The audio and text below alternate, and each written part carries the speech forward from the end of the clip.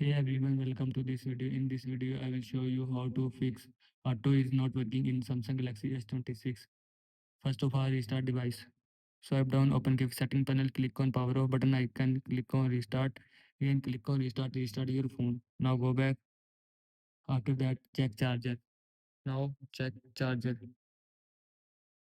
After after check the charger, charging will be start from your phone.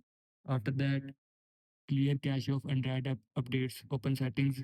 Scroll down, click on apps, search Android, click on Android switch, scroll down, click on storage.